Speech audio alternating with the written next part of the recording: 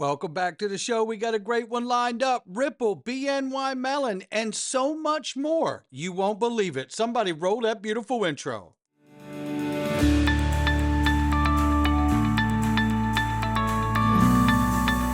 Digital Perspectives with Brad Kimes. Come on in.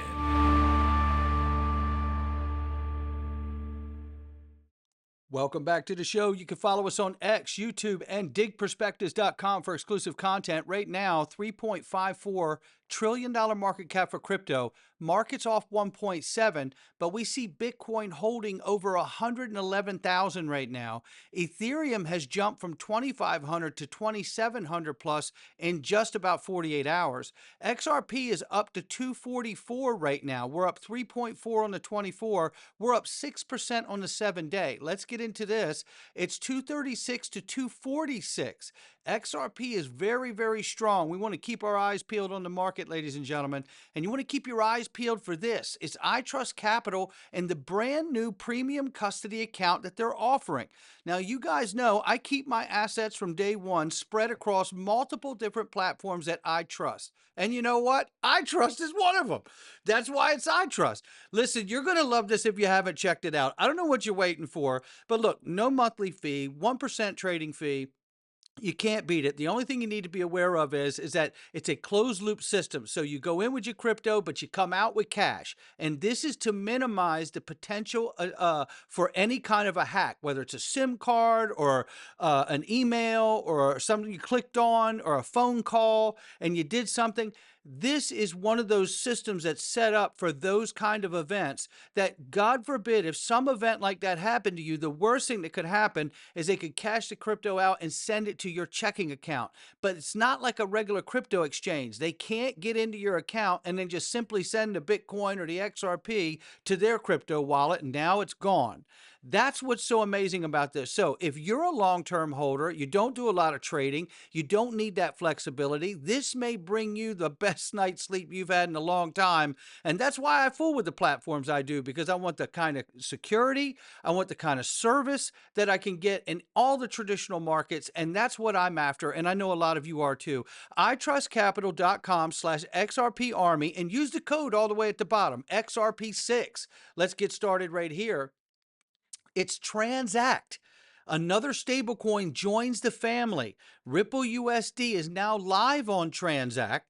And read more about Real USD on Transact. Well, let me tell you something. This is just outstanding. I don't think the music's, I think it's copyrights issue. So I'm just going to let this play for the visual here while we talk. But this is opening us up to, I think was it 64 markets, I believe it is? Yeah. Real USD available in 64 markets on Transact. Shout out to X Finance Bull for that. XRP holders, are you seeing what's forming? Real USD just went live in 64 markets. Full-scale rollout through Transact, plugged into wallets, exchanges, and real rails. This isn't stablecoin adoption, it's infrastructure takeover. I think he's got it right here, and I like the way he laid it out. BNY Mellon is the news, ladies and gentlemen, as we heard yesterday before Brad Garlinghouse testified in front of the Senate committee. And you should watch that first video from this morning if you haven't seen it. But this is really, really incredible because we've known for years the connection was there. And we've had so many people tell us that it's an old narrative and none of it's going to happen. Ripple won't become a bank and blah, blah, blah. You know, listen, noise. That's all it is noise. That's all they've ever amounted to is noise. I could tell you that. And let me just say something else too. I got my ass on a plane yesterday and I went to Boston. And you know who I met in Boston? DAI and John Deaton. And let me tell you a little something. You better watch out because we had a great meeting on Link2 in the current situation. And now that our NDAs have lifted because of the bankruptcy filing, you can bet we are now putting together a plan to organize. Now, I don't want to get out in front of my skis and get ahead of John Deaton because we're going to be following his lead. But I can tell you right now, you're going to want to follow his lead too. Stay tuned for more information on that because, you know, what we did come away with is a consensus that I could tell you this. My effort is going to be, and has been even when I couldn't talk, is to make sure that all investors are protected, large and small, on that platform. No question about it. That's it, the end. And we won't stop fighting for you, because we are you. And I'm telling you right now, this fight is just beginning. Watch it. We're going to do it. And here we see BNY Mellon with that fantastic news that Ripple selects BNY Mellon, the foundation for their future partnership. This is amazing, to custody the Ripple Real USD reserves. Love this, love this. You know, I want to play a couple clips out of this, where this was at a swell event where we had Nadir Sori. This is a managing director of head of digital assets corporate banking at BNY Mellon. Now, I'm not going to play the whole 6 minutes, so you can breathe a sigh of relief, but I want to thank Subjective Views for putting this out, because it's a fantastic clip and we should watch it all, but we don't have time today. But nonetheless, let me bring you in to right here at about this mark right there. Mellon, who recently just got that special approval from the SEC to custody digital assets. So, Nader, I would love to hear your thoughts, on how that process went, and do you think this is actually, the beginning of the SEC opening up and allowing more banks to custody crypto? Yeah, so I couldn't agree more with Erica about how you, if you're a bank and how you engage with regulators, it should really be one of cooperation, co-innovation. Yeah. I think that's a big missing piece in this industry, of actually being very, very transparent and bringing regulators along for the ride. They can be helpful in this regard. And listen, we've been on a journey with digital assets. We were the first GSIFI that launched a digital asset custody offering in 2022, which was a very interesting time for all of us in the industry, as we all know. And listen, I think the approach to crypto custody, digital asset custody, has been one of being very methodical and prudent, and taking things on a use case by use case basis. This is a marathon. It's not a sprint. Particularly when you're talking about reimagining the way traditional finance operates. And so we did announce that we received a non-objection from the OCA to engage in crypto custody for ETP issuers, and that's I think a great first step. I think it's a great step for the industry. I think it's a good sign for those who want to partake in that kind of approach of prudent and methodical engagement around innovation with regulators and clients. And so we look forward to kind of seeing that to fruition, and we look forward to engaging in other use cases that will open up the aperture to others. Yeah. Now, I don't know if you remember, but not too long ago, there was somebody running around in this space saying that Fireblocks wasn't actually institutional grade custody. That's absurd. You know why it's absurd? BNY Mellon uses Fireblocks too. The stuff we have to listen to in this space is just ridiculous. Listen, this is so incredible what's happening right now. But think about the connection and how long BNY Mellon has been tied into Ripple. For those of you that are new, you may not remember this. You may not have been in this space. But Matthew Mellon was a direct descendant of Thomas Mellon, founder of Mellon Bank, which eventually merged to become BNY Mellon, or part of BNY Mellon. He was also an early investor in XRP. He clearly had inside information, and he knew what was coming for XRP. Nothing is coincidence, all planned. And then he unfortunately passed away at the age of 54 in 2008. And he had 1 billion XRP or more that he had put and spread around all over different locations, and they don't know where it all is. They don't know where it all is. He had 1 billion. So there you go. Turning 2 million investment into 1 billion. That's what's going on here. Where's the rest of it? Do they still have it? I think somebody's probably got it, but the connection goes way back, even further back.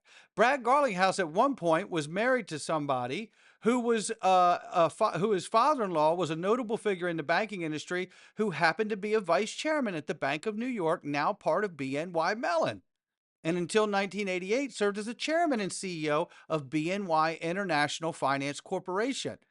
This is a pretty remarkable connection. Now, I'm just showing you that to show the kind of connections that there. We don't, need to be in Brad's private life, but that just happens to be a fact of his life.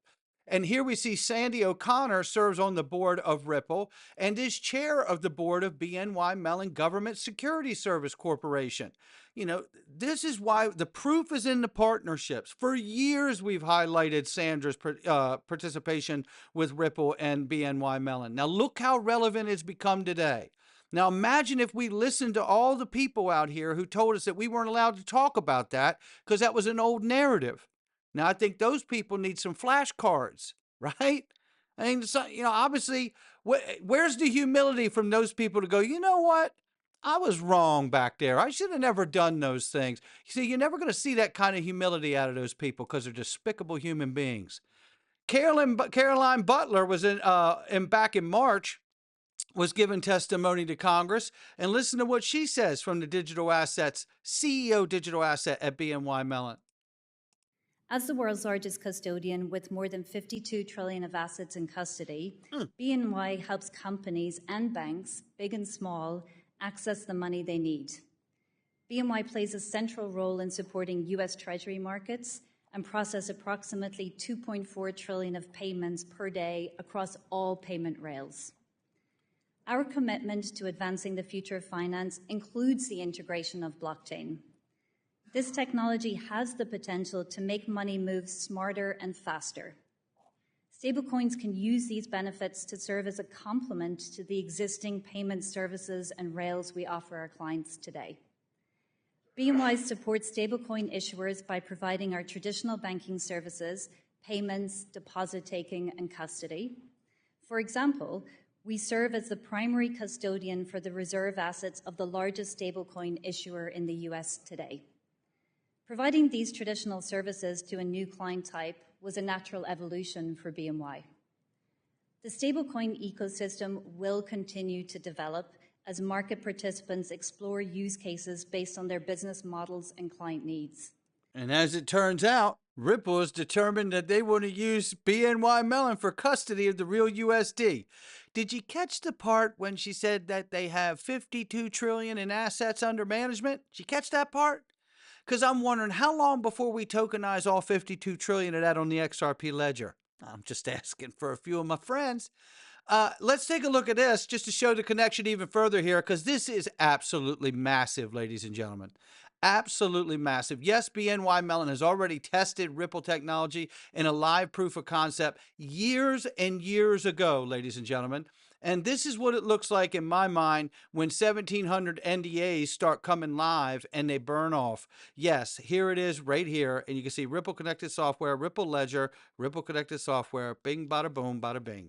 Loving this for all of us, ladies and gentlemen. This announcement really sets the tone and sets the table for everyone to know that Ripple is absolutely bridging traditional finance to the new digital on-chain economy. And isn't that what we're talking about here?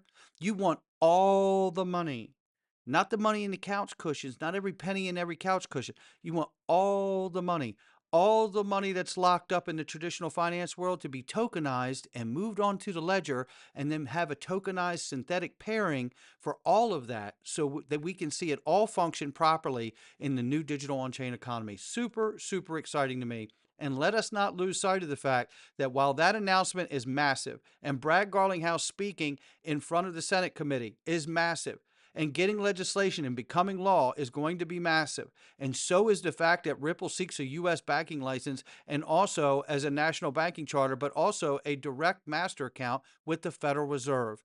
These things aren't just some kind of a change. This is a transformation, meaning we will never return back to the way it was. Let's take a look at this. It's Egg Rag Crypto, the OG in the house. He asked all of us, are you prepared? I say, you damn right I am. He said, trust me. He said, when the hype kicks in, it'll feel like we're never going down. But remember to use the dumb and smart indicator. This is so incredible what he says. When you feel super smart, it's usually time to sell. And when you feel super dumb, that's often the signal to buy. This is exactly right.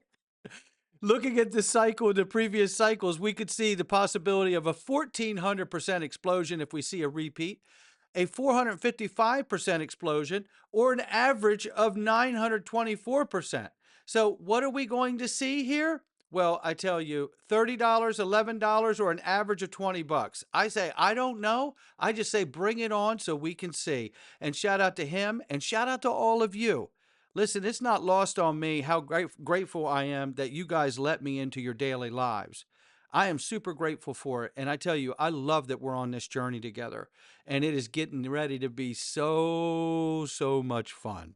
Not financial advice or me or anyone else. I'll catch all of you on the next one.